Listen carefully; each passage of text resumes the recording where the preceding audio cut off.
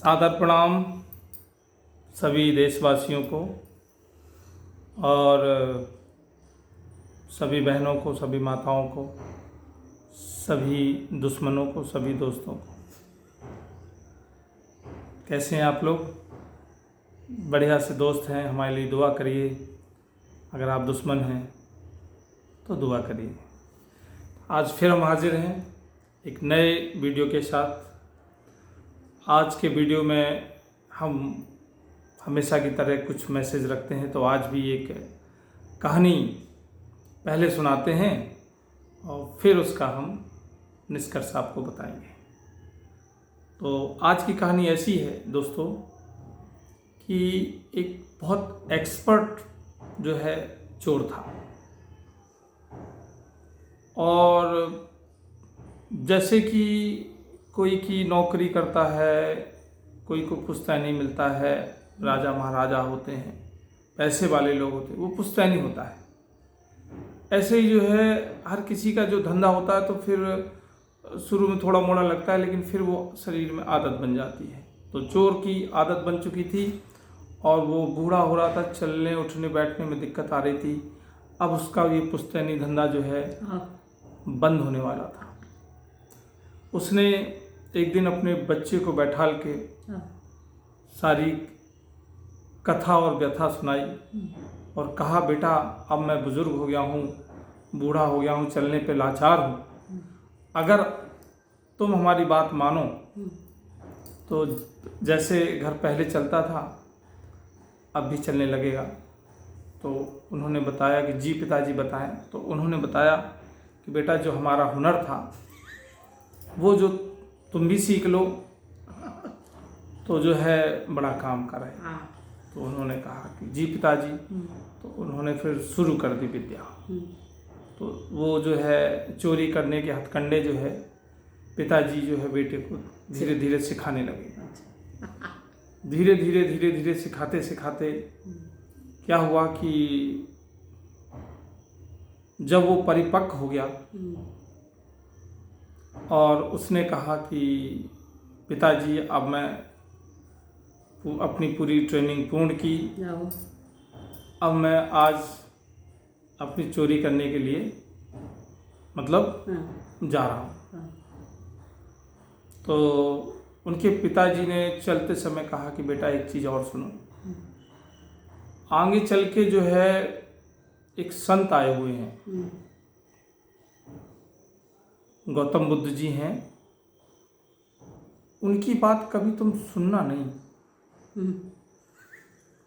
कभी भी वहां से अगर निकलो तो कान में उंगलियां ठूंस लेना, लेकिन उनकी बात ना सुनना बेटा, नहीं अपना धंधा चौपट हो जाएगा। तो उस लड़के ने कहा आखिर ऐसा क्या है। खैर पिताजी जो सोचेंगे हमारे लिए अच्छे ही सोचेंगे। तो वो जो है चोरी के लिए निकला और देखा कि वहाँ आगे चल के जिस जगह बताई थी वहाँ पे बहुत सारे आदमी भीड़ लगी।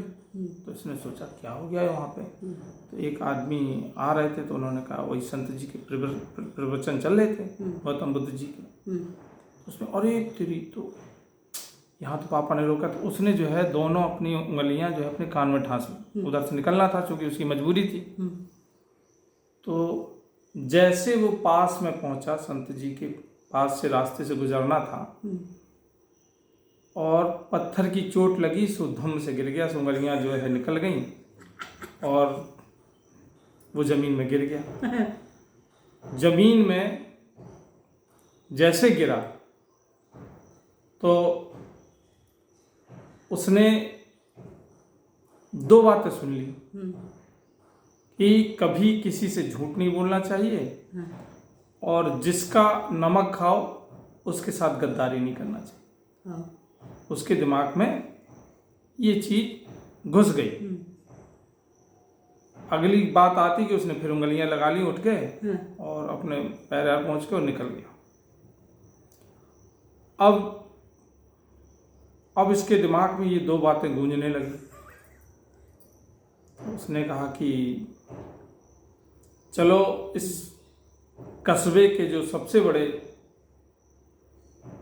मालिक हैं उनके यहाँ चोरी करते हैं, वहीं से शुरुआत करते हैं। तो जैसे वो पहुंचा तो वहाँ दरबार पे दो प्रहरी बैठे थे। तो उसने कहा क्यों, कहाँ जा रहे हो? तो उसने कहा भाई साहब हम चोरी करने जा रहे हैं। तो उन्होंने कहा चले जाओ। अंदर चला गया। अंदर गया, बढ़िया उनके कमरे में घुस के और झोले में जो इनके सोना चांदी पैसे जवाहरात जो मिले भर लिया। चोरी में कर ही रहा था, झोला भर ही रहा था कि उसे खुशबू आई। तो बगल में किचन थी और इसे भूख भी लगी थी। तो ये जो है गया, सो इसने किचन पे खाना निकाला, खाया। इतना स्वादिष्ट खाना था कि कभी खाया ही नहीं था, इतना अच्छा था। अब उसके दिमाग में दूसरी बात याद आई कि यार जिसका नमक खाया तो उसके साथ गद्दारी नहीं करना चाहिए। उसने कहा ये खाना हमने खा लिया, इसमें नमक है और ये मालिक का नमक है। तो उसने जो झोला वहीं रख दिया, बाहर चला आया। बाहर जो पहरेदार थे उन्होंने कहा कि क्यों भाई? उन्होंने कहा भाई साहब हमने चोरी करी, झोला भर लिया, लेकिन फिर हमने खाना खाया। जो पहरेदार ने पूछा तो उसमें जो है नमक खा लिया हमने। तो हमने कहा कि जो जिसका नमक खाते हैं उसकी गद्दारी नहीं करते, छोड़ दिया हमने। और जैसे ही थोड़ा उसने कह के आगे बढ़ा तो अंदर जो लोग गए तो देखा कि सामान सब तितर बितर है और उन्होंने आवाज़ लगाई कि चोर चोर पकड़ो पकड़ो। उन पहरेदारों ने उन्हें पकड़ लिया। उस मालिक के सामने उन्हें पेश किया गया। उसने बताया कि ऐसी ऐसी बात है, हमारे पिताजी ने हमको ट्रेनिंग दी है और उन्होंने कहा था कि जो संत आए हुए हैं, जो संत यहाँ पे बैठे रहते हैं, जो श्री बुद्ध जी के नाम से हैं, पिताजी ने कहा था कि उनकी कोई बात मत कभी सुनना। तो बोले हमने जो है इसका ध्यान रखा, लेकिन चमेटा लगा, हम गिर गए उनके द्वारा। दो बातें हमारे दिमाग में घुस गई और दोनों बातें हमने फॉलो करी। आपके यहाँ चोरी करी, आपके पहरेदारों से पूछो। मैंने जो है, उन्होंने पूछा कि कहाँ जा रहे, तो मैंने उन्हें बताया कि मैं चोरी करने जा रहा हूँ। तो उन्होंने कहा चले जाओ अंदर। बोले फिर मैंने खाना खाया तो उसमें आपका नमक था, तो मैंने आपका झोला वहीं रख दिया। तो मालिक बहुत खुश हुआ। मालिक ने कहा कि तुमने सत्य बोला और तुमने जो है ऐसी बात करी।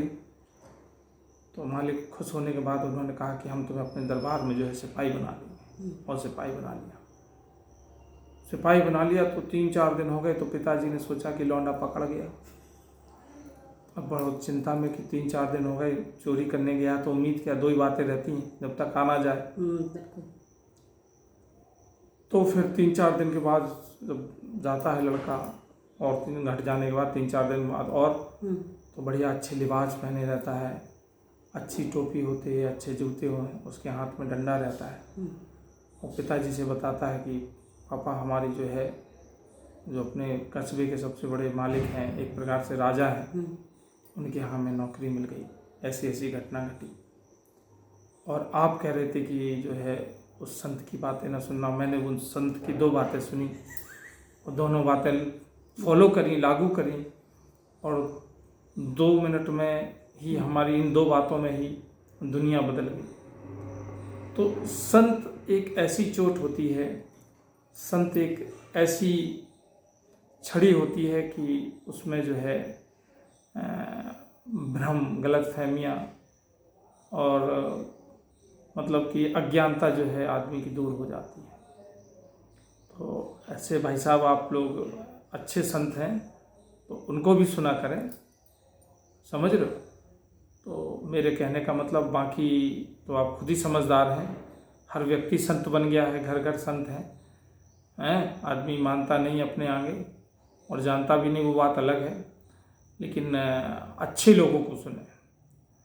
कभी कभी क्या रहता है कि हम लोगों को तमाम ज़िंदगी में प्रश्न जो ऐसे उठते हैं, उनके सवालात नहीं मिलते हैं, और ऐसे संतों को सुनने के बाद, उनके किस्से कहानियाँ सुनने के बाद, पढ़ने के बाद हम लोगों को बहुत सारे प्रश्न हल हो जाते हैं।